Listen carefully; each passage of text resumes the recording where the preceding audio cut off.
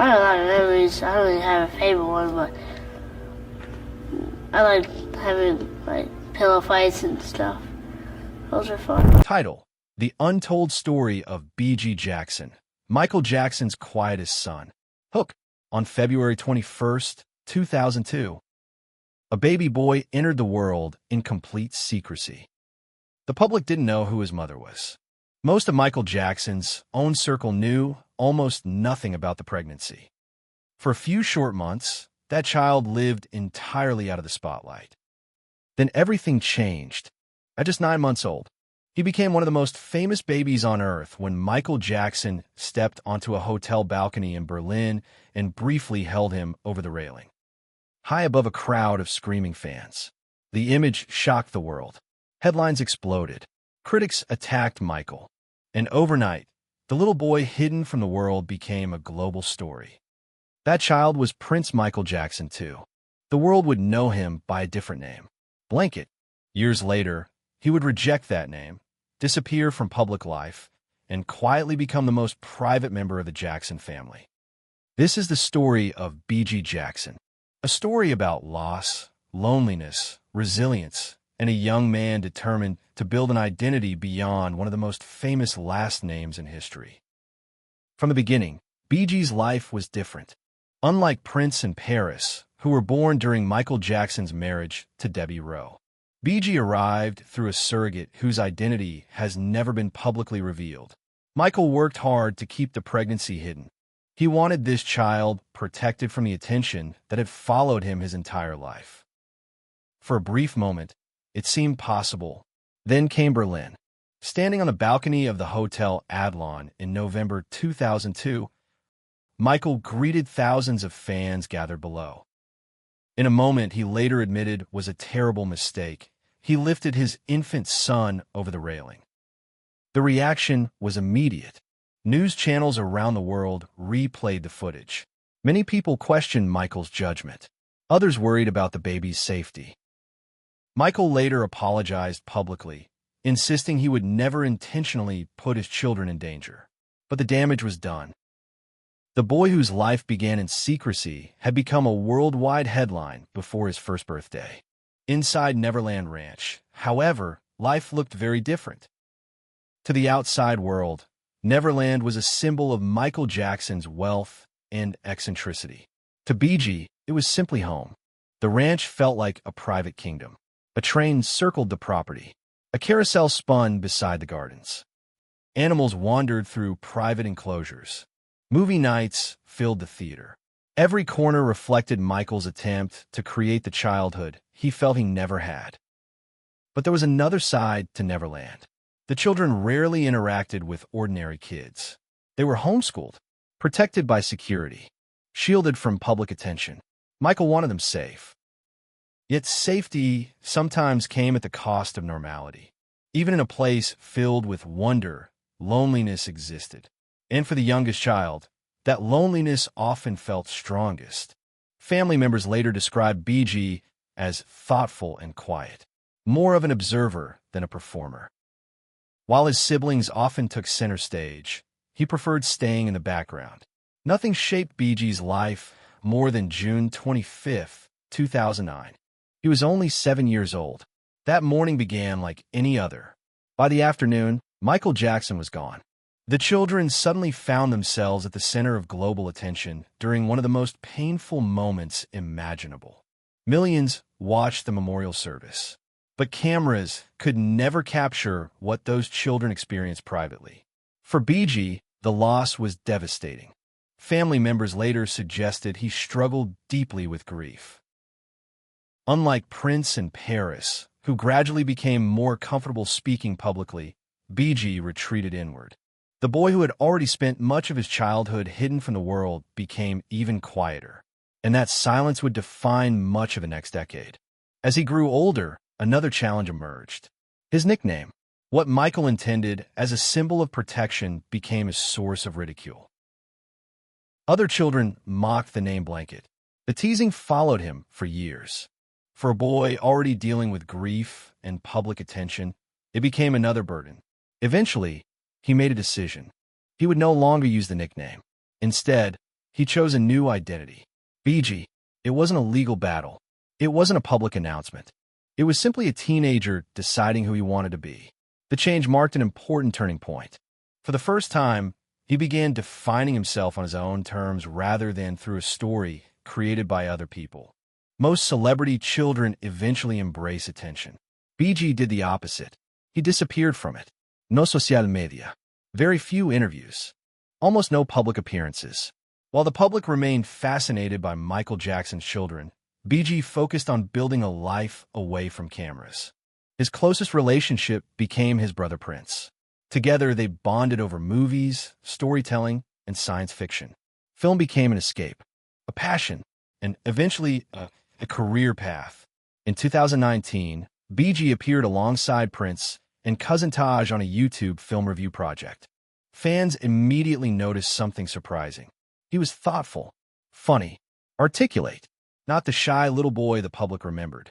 For the first time, people saw glimpses of the adult he was becoming. Just when life seemed calmer, another challenge emerged. The Michael Jackson estate, worth billions of dollars, it became the center of legal disagreements within the family. In 2024, Bigi publicly disagreed with his grandmother Catherine Jackson regarding legal appeals connected to a major catalog sale. The dispute generated headlines. Many observers were shocked.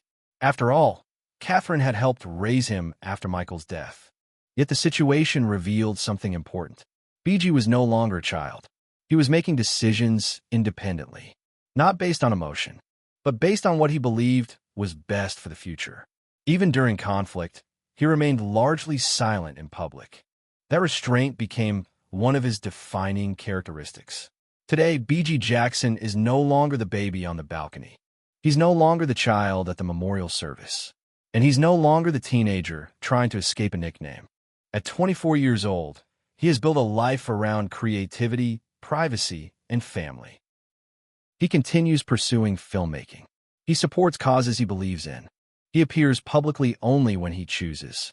And perhaps most importantly, he has managed something few children of global celebrities ever achieve. He has built an identity separate from fame. Conclusion. For most of his life, Bigi Jackson has been known because of what happened to him. The balcony incident, the loss of his father, the bullying, the family conflicts. But those events tell only part of the story. The larger story is about resilience, about a young man who could have spent his life chasing attention and instead chose peace. A young man who inherited one of the most famous names in history, but refused to let that name define him completely. And maybe that's why Bigi Jackson remains such a fascinating figure today. Not because he seeks the spotlight, but because he doesn't. If Michael Jackson could see the man his youngest son has become, what do you think would make him proudest? For most people, home is a place. For Bigi Jackson, home was a person. And when Michael Jackson died in 2009, something disappeared that no amount of money could ever replace. People often imagine that Michael's children inherited a life of unimaginable privilege. The mansions, the security, the family fortune, the famous last name. But what those headlines rarely captured was the silence that followed Michael's death. Because after the memorial ended and the cameras went away, the Jackson children returned to a world that suddenly felt unfamiliar. The man who had shaped every part of their daily lives was gone, and nowhere was that absence felt more deeply than inside the family homes. Years later, people close to the family would describe Bigi as the child who struggled most with the adjustment. Prince was naturally protective. Paris was expressive. She talked about her feelings. She shared her grief. But Bigi turned inward. Pain became something private, something hidden, something he carried alone. Imagine being a young boy and realizing that every memory of your father now belongs to the past. The bedtime stories, the movie nights, the voice calling your name, the sound of his laughter echoing through a hallway. Gone. Forever. What makes Bigi's story especially heartbreaking is that many of his strongest memories of Michael came from his youngest years. Years when children often remember feelings more than details. a hand on their shoulder, a hug, a voice, a sense of safety. And when those memories are suddenly all you have left, protecting them becomes everything. Friends of the family later noticed that Bigi rarely spoke publicly about Michael. Not because he didn't care, but because he cared so much. Every conversation reopened a wound. Every documentary, every headline, every new controversy, every debate about Michael's legacy forced him to relive the same loss all over again. And perhaps that explains why he became so protective of his privacy. The world wanted access to Michael Jackson, but Bigi wasn't interested in giving the world access to himself. In fact, the older he became, the more determined he seemed to create boundaries. No social media fame, no reality shows, no celebrity lifestyle, no endless interviews.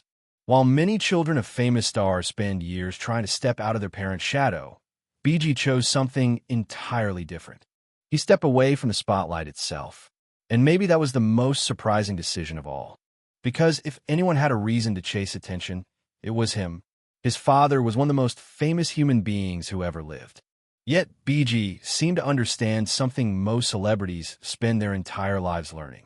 Attention is not the same thing as happiness. Fame is not the same thing as peace.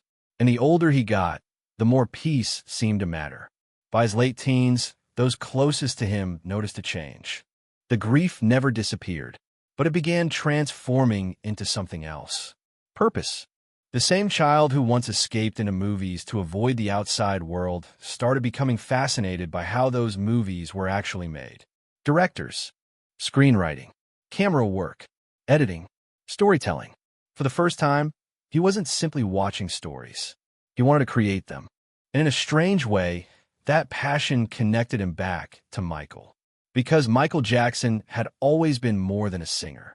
He was a storyteller, a creator, someone obsessed with imagination. Some family members quietly wondered whether Bigi had inherited more of Michael's creative instincts than anyone realized. Not through music, but through film. Not through performance, but through storytelling.